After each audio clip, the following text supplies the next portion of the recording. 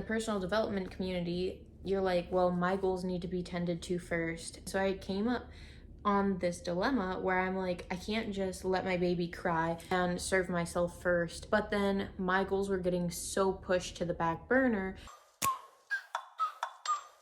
Like, ride with me if you ride with me, you can slide with me if you feel like. What is up, guys? We are obviously in the new place. I'm going to be publishing a whole moving vlog. Anyway, so that's going to be coming out soon.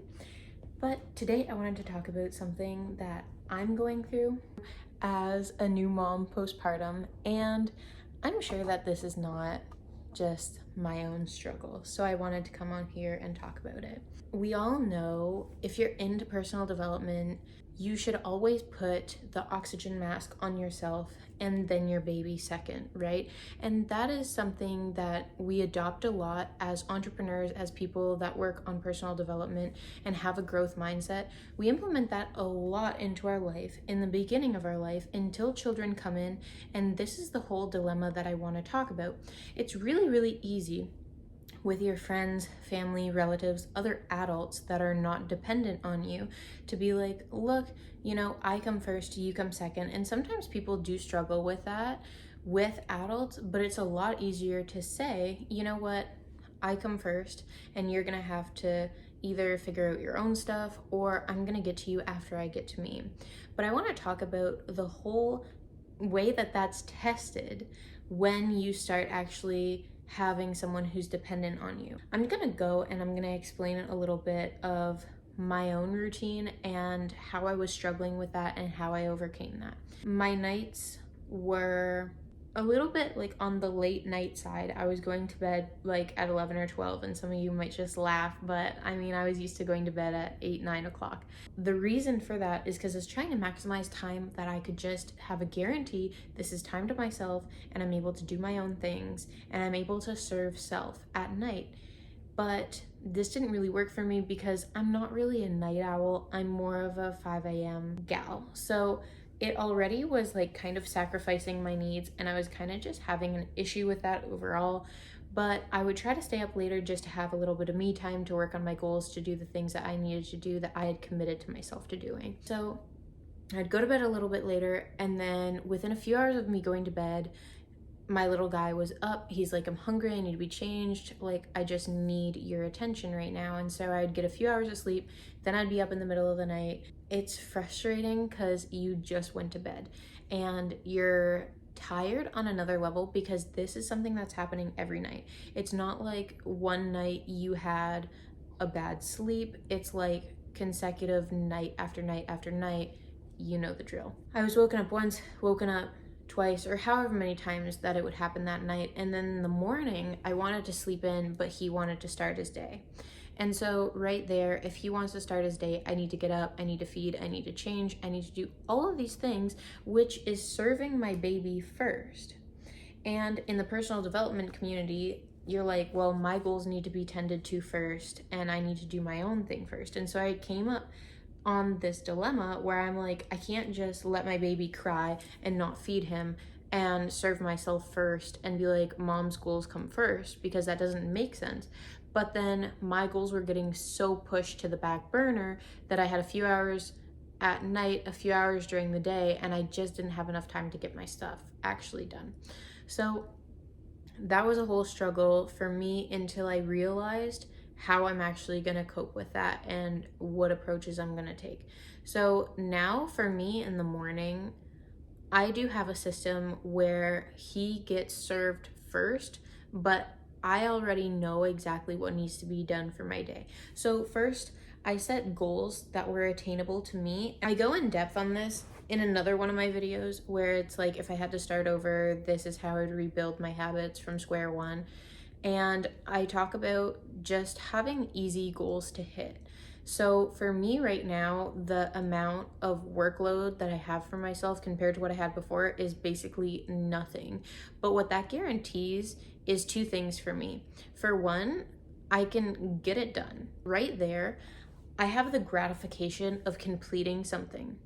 And two, I can actually hold my word to myself. So when you go through a life challenge or something that is really testing you, it's really hard to keep your self-confidence unless you're delusional.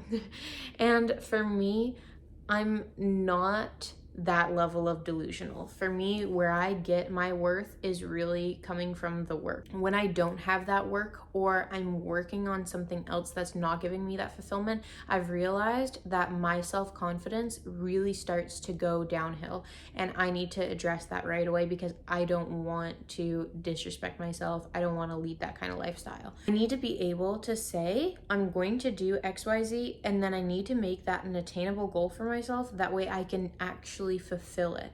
And then when I fulfill it, it builds my self-confidence, and I get myself stuck in this positive spiral.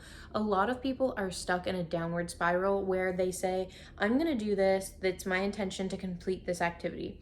They bite off more than they can chew because you can't eat an elephant in one bite. Because they failed to do it, their word means nothing. They always bite off more than they can chew. They always fail to deliver, and then they always fail to have confidence in themselves and their word. And so a lot of people are stuck in that downward spiral. But when you look at it as, I know I want to achieve more, and I used to always be really ambitious with my goals, and that's how I'd get myself stuck in this cycle because I wanted to do everything all at once right now. But what that does is it actually diminishes your self-confidence, as opposed to setting attainable goals for yourself that you know you can commit to, that you can stick to, and that is actually something that you can fulfill. When you start setting goals for yourself that are attainable, you start to build your self-confidence, and then you can build up that goal, and you can always increase that goal. But once you start dwindling your self-confidence, especially after you've already had a life event that hurt your self-confidence, it's like so precious, you want to protect it. So what I did is I started off with 5 goals during my day that I could hit at any point in time during the day.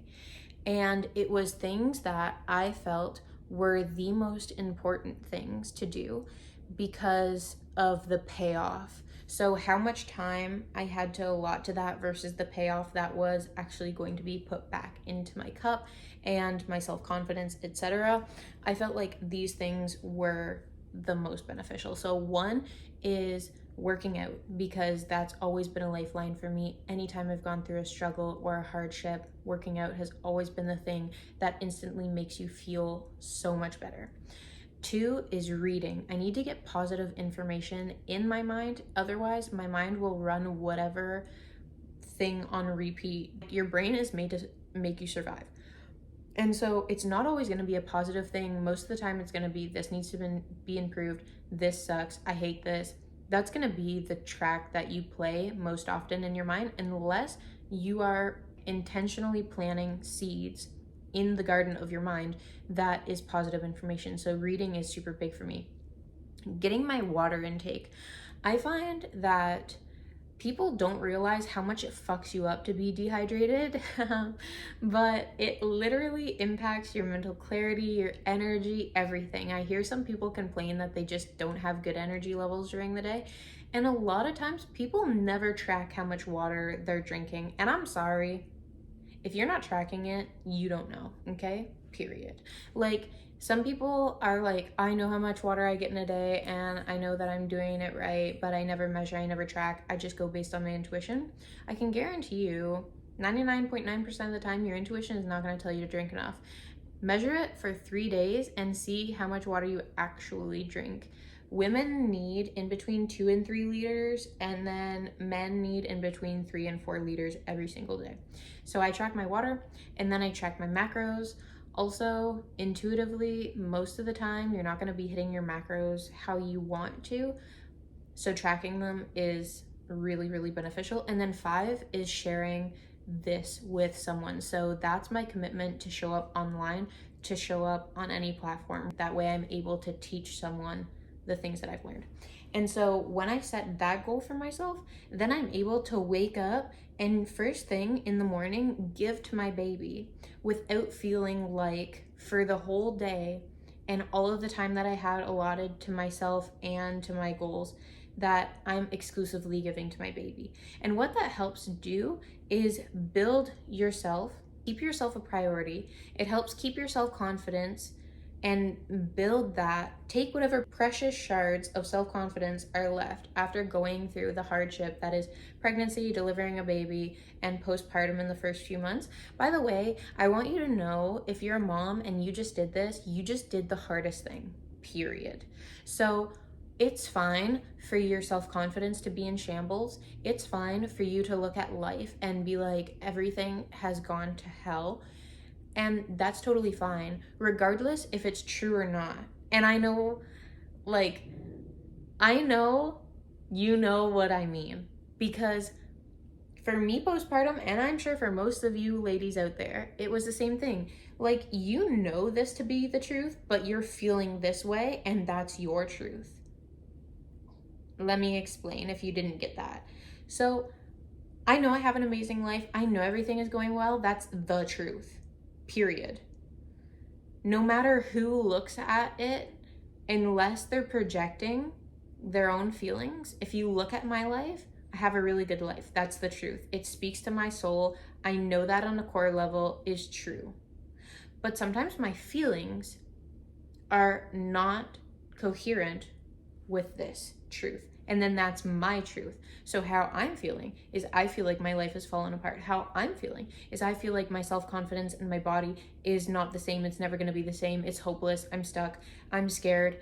And then that's my truth in the moment. And guess what? That's my reality, even though I know it's not the truth. That's why I'm so adamant on routines, rituals, schedules, and commitments to yourself, because that is the bridge to get you back to the truth and to live in the knowing that you have an amazing life regardless of what season you're in, regardless of what your outer circumstances look like. When you can cultivate that peace internally, it doesn't matter what the outside circumstances are, because I was doing the inner work and I was very aggressive at doing the inner work and controlled my environment when I was living out of my car, and I was incredibly happy. Why? Because I was very adamant on doing the work outside, I was very adamant on doing the work inside, and I was very adamant on controlling my environment to make sure that my triggers were not there.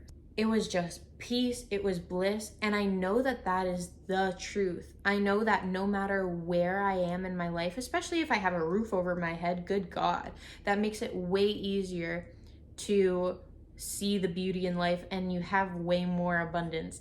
But sometimes you get so stuck in your truth that you're blind to the truth. I worked on my routine, my habits, keeping my word to myself, slowly building up my self-confidence, and then the changes in your outer world will start to reflect the work that you're doing in there.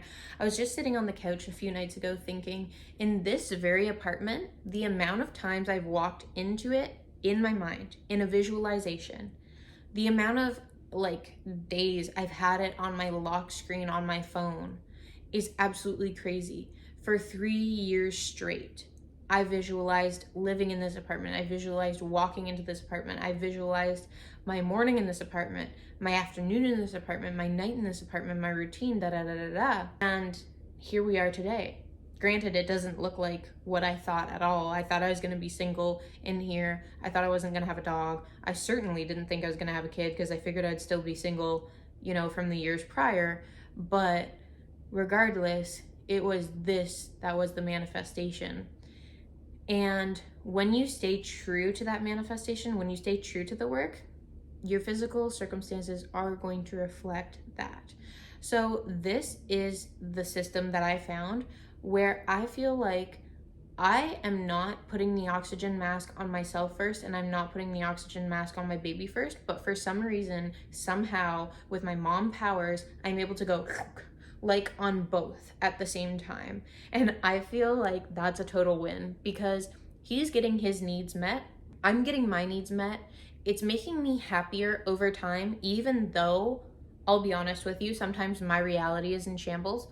I see, even though it may not be linear, we are headed up. We are headed in the right direction. And through this system, I know for sure that some days are gonna feel like hell, because they did before I was through this hardship, when I was in the best area of my life. Some days just feel like hell. But when you stick to the program, you're just so fucking proud of yourself by the result that you got. But I feel like the proudness, and I'm not talking like the ugly pride, I just mean that really good peaceful feeling where you did the right thing. And alignment on a soul level comes from going through it and sticking to your word when it's hard and just checking off the things, because you realize that the payoff and the reward by doing it when it's difficult is going to be there multiplied by 100 because you stuck through it when it was hard. So I hope that this really helps you. Know that you just did the hardest thing. Have some grace with yourself. We will see you guys next time. I am so looking forward to sharing my moving vlog with you, and I hope you come along for the journey.